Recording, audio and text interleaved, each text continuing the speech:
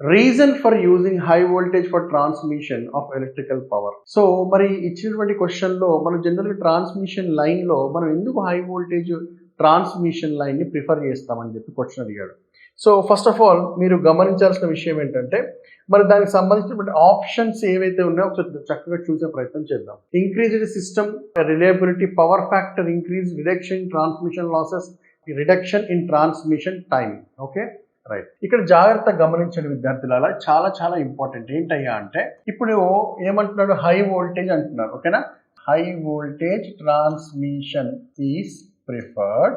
దేనికయ్యా అంటే జాగ్రత్త వినండి, వోల్టేజ్ అధికంగా ఉన్నటువంటి సందర్భంలో కరెంట్ విలువలు ఎలా ఉంటాయండి, తగ్గిపోతాయి. సేస్తాను అవునా కదా. సో వోల్టేజ్ అనేది హై ఉన్నప్పుడు ఆటోమేటిక్గా కరెంట్ ఏమవుతుంది, తగ్గిపోతుంది. అయితే సార్ మరి ఈ రిలేషన్స్ ఎక్కడైనా చూసామా సార్ అంటే ఒక్కసారి ట్రాన్స్ఫార్మర్ గురించి కానీ గమనించారనుకోండి, ట్రాన్స్ఫార్మర్ ఏంటమ్మా, it is nothing but a constant power device అని చెప్పేసి మనము పిలుస్తూ ఉంటాం. ఓకేనా. అయితే constant power device is equal to, for example నేను పవర్ని ఈ రూపంలో రాశాను అనుకోండి, that is nothing but s is equals to voltage into current. So ఈ పవర్ కాన్స్టెంట్ ఉండాలి అంటే వోల్టేజ్ ఎక్కువ ఉన్న సందర్భంలో కరెంట్ ఎలా ఉండాలి, తక్కువ ఉండాలి. అదే మోతాదులో తక్కువ ఉండాలి, అప్పుడు పవర్ రిమైన్స్ కాన్స్టెంట్. సో ఈ యొక్క కాన్సెప్ట్ని కనుక మనం మైండ్లో కనుక పెట్టుకున్నాము అంటే, సో మనం పవర్ ట్రాన్స్మిట్ చేసేటప్పుడు కూడా మనం పవర్ని రిమైన్స్ కాన్స్టెంట్ పెట్టే క్రమంలో మనం ఇక్కడ జాగ్రత్తగా వినండి, వోల్టేజ్ అనేది హై అయినటువంటి సందర్భంలో కరెంట్ అనేది ఏమి తగ్గుతుంది. ఎప్పుడైతే కరెంట్ తగ్గుతుందో అక్కడ I2R లాసెస్ కూడా తగ్గుతాయి. I2R లాసెస్ తగ్గినప్పుడు efficiency of the transmission line ఏమవుతుంది, పెరుగుతుంది. ఓకే, ఈ సింబల్ని దేనికి సూచిస్తామండి, ఎఫిషియన్సీ గురించి మనం ఈ సింబల్ని జనరల్గా వాడుతూ ఉంటాము. ఓకేనా.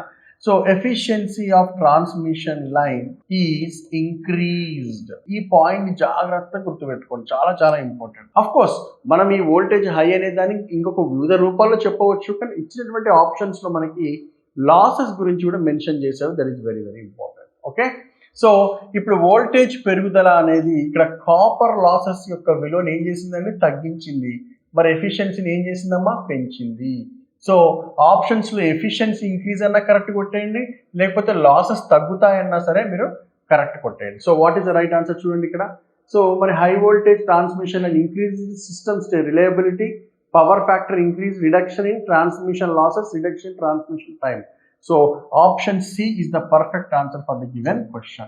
RRB, NTPC, so ALP and Group D classes every Monday Dilshuk Nagar and Secunderabad lo batches start అవుతాయి.